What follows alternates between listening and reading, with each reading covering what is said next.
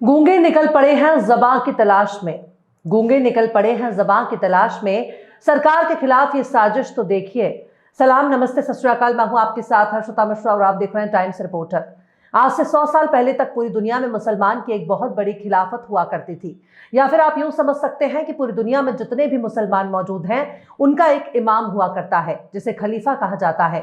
खलीफा कई देशों का सुल्तान हुआ करता था, मुसलमान की रक्षा के लिए भी जिम्मेदार होता था। जब से खिलाफत उस्मानिया का खात्मा हुआ है, तब से ही पूरी दुनिया में मुसलमान बेहद कमजोर हो चुका है। हर इलाके में उस पर जुल्म हो रहा है, लेकिन इसकी सबसे बड़ी वजह यही है कि उनका कोई इमाम नहीं है। खिलाफत उस्मानिया को खत्म करने वाले भी पश्चिमी देश थे, पर सीरिया के ऊपर जिस तरह से हथियारबंद संगठनों ने कब्जा किया है, उसके पीछे भी पश्चिमी देश ही नजर आ रहे हैं। सीरिया से बशर उल असद को बेदखल करने में अमेरिका, इसराइल और तुर्की का हाथ माना जाता है। चूंकि तुर्की नाटो का मेंबर है और अमेरिका भी नाटो का मेंबर, पर अमेरिका न सिर्फ नाटो का मेंबर है बल्कि उसे नाटो का हेड कहा जाना चाहिए। मतलब अमेरिका जैसा चाहेगा वैसा ही नाटो काम करेगा। लेकिन तुर्की सीरिया में अपनी ताकत को बढ़ा रहा है। बशर अल असद की हुकूमत खत्म होने के बाद जिस तरह से एचटीएस के नेता अल जुलानी ने सीरिया पर कंट्रोल किया, उसमें सबसे बड़ा किरदार तुर्की का नजर आ रहा है। तुर्की पूरी तरह से सीरिया पर कंट्रोल करना चाहता है, लेकिन उससे यह भी मालूम है कि यह सब कुछ इतना आसान नहीं है जितना आसान वो समझ रहा है। तुर्की के पास सीरिया में एक प्रॉक्सी भी है जिसका नाम सीरियल नेशनल आर्मी है। यह सीरिया के भीतर कुर्दिश इलाकों पर हमले कर रहा है। कुर्दिश संगठनों को तुर्की आतंकी मानता है, लेकिन सीरिया मौजूद जो कुर्द आवाम है उसे तुर्की अपना मजहबी भाई मानता है। यानी कहीं ना कहीं तुर्की यही साबित करने की कोशिश कर रहा है कि जो कुर्दिश संगठन का कुर्दिश आवाम के साथ कोई ताल्लुक नहीं है, बल्कि वो अमेरिका और इसराइल के प्रॉक्सी हैं जो अपने आका के इशारों पर काम करते हैं। लेकिन अब इसराइल ने तुर्की पर कब्जे के लिए अपने सारे पत्ते खोल दिए हैं। इसके लिए बाकायदा इसराइल में तैयारी भी शुरू कर दी है। यानी गजा के बाद अब तुर्की को बर्बाद करने की कोशिश हो रही है ताकि तुर्की पर कब्जा करके ग्रेटर इजराइल बनाया जा सके। अब इसराइल की एक कमेटी ने इसराइल को तुर्की के खिलाफ जंग की तैयारी के लिए बोल दिया है। यह भी कह दिया है कि इस एरिया में तुर्की इसराइल के लिए बहुत बड़ा खतरा बन सकता है। इस कमेटी ने यह भी कहा है कि अगर इसराइल ने तुर्की पर हमला नहीं किया तो इसराइल को इसकी भारी कीमत चुकानी पड़ेगी। Israeli media outlet Jerusalem post ने अपनी खबर में बताया है कि इसराइल की नागेल कमेटी ने चेतावनी दी है कि इसराइल को तुर्की के साथ अपने जंग की तैयारी करनी चाहिए और इसराइल को तुर्की के साथ सीधे टक्कर लेने के लिए तैयार भी रहना चाहिए। यानी अब तक जो तुर्की पीठ पीछे इसराइल की मदद कर रहा था, अब उसी तुर्की को सबक सिखाने के लिए इसराइल तैयार कर रहा है। यह सब कुछ अमेरिका के इशारे पर ही हो रहा होगा, क्योंकि अगर सीरियन नेशनल आर्मी को तुर्की का प्रॉक्सी कहा जाता है तो इसराइल को अमेरिका का प्रॉक्सी कहा जाता है। इसराइल के जरिए ही अमेरिका अपने बड़े बड़े मकसद को अंजाम देता है। तुर्की नाटो मेंबर है, उस पर अमेरिका सीधे हमला नहीं कर सकता, लेकिन अगर इसराइल इस हमले को अंजाम देता है तो अमेरिका का काम आसान हो जाएगा।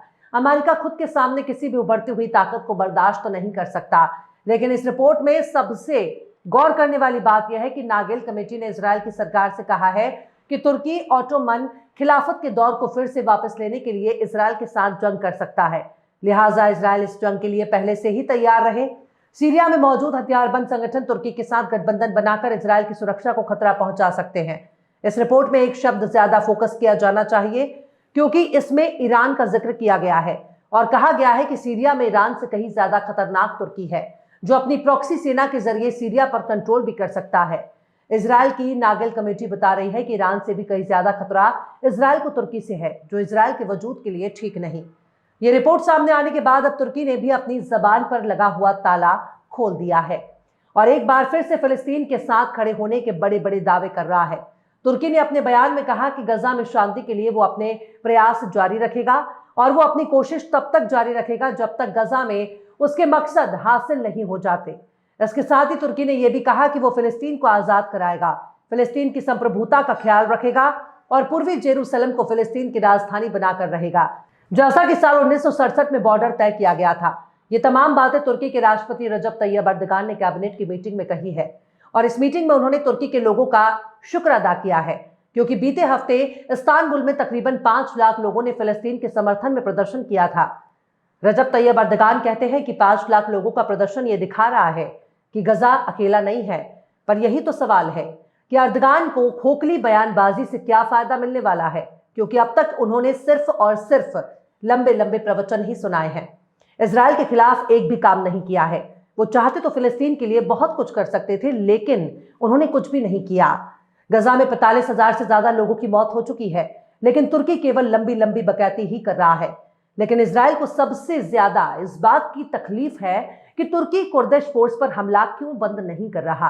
अब तक तुर्की अपने प्रॉक्सी सेना के जरिए 100 से ज्यादा लोगों को मार चुका है।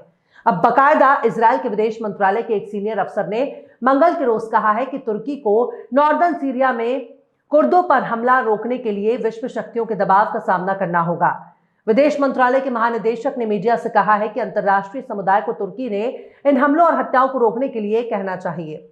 कुर्दों की सुरक्षा अंतर्राष्ट्रीय समुदाय द्वारा की जानी चाहिए। यानी अब तक तो आप समझ गए होंगे कि तोते की जान कहां पर कैद है, और अगर कुर्दिश फोर्स पर हमला होता है तो इसका दर्द इजराइल को क्यों हो रहा है, जबकि वो खुद ही गजा में कत्लेआम कर रहा है, पर उसे कुर्दों की चिंता सता रही है। खैर, रजब तैयब अर्दगान भी शायद इजराइल से दो दो हाथ करने के मूड में है। सोमवार को ही अपने एक बयान में अर्दगान ने कहा कि वो किसी भी कीमत पर सीरिया को टुकड़ों में बंटते हुए नहीं देख सकते, और अगर सीरिया को बांटने की कोशिश होगी तो इसे रोकने के लिए तुर्की सीधे हस्तक्षेप करेगा। रजब तैयब अर्दगान ने यह चेतावनी कुर्दिश फोर्स को दी है, पर यह चेतावनी सिर्फ कुर्दिश मिलिशिया के लिए नहीं है। तुर्की के राष्ट्रपति ने कहा है कि हम किसी भी बहाने से यह कबूल नहीं कर सकते कि एरिया का बंटवारा हो, और अगर हमें जरा सा भी खतरे का एहसास होगा तो हम जरूर कदम उठाएंगे। उन्होंने आगे कहा कि हमारे पास संसाधन मौजूद हैं और हम इनके जरिए बंटवारे की कोशिश को रोक देंगे। गौर करने वाली बात यह है कि तुर्की कुर्दिश फोर्स को आतंकी संगठन मानता है। सीरियल डेमोक्रेटिक फोर्स यानी एसडीएफ को अमेरिका का समर्थन हासिल है। तुर्की ने कहा कि सीरिया में आतंक के लिए कोई जगह नहीं, अगर खतरा पैदा होता है तो हम रातों रात एक्शन लेंगे। तुर्की पीपल प्रोटेक्शन यूनिट को आतंकी संगठन मानता है, जिसे सीरिया में एसडीएफ कहा जाता है, पर इतना तो साफ नजर आ रहा है कि तुर्की पर कब्जा करने के लिए इजराइल कमेटी की आड़ में एक भूमिका बना रहा है, ताकि तुर्की को अपने खतरा बताकर उस पर सीधे हमला किया जा सके। वैसे भी सीरिया में मौजूद नया नेता इजराइल और अमेरिका का कठपुतली है, जो बहुत ही आराम से तुर्की पर हमले के लिए इजराइल की मदद कर सकता है। बहरहाल, चलते चलते आखिर में शकील जमाली ने भी क्या खूब फरमाया है। रिश्तों के दलदल से कैसे निकलेंगे, रिश्तों के दलदल से कैसे निकलेंगे, हर साजिश के पीछे अपने निकलेंगे।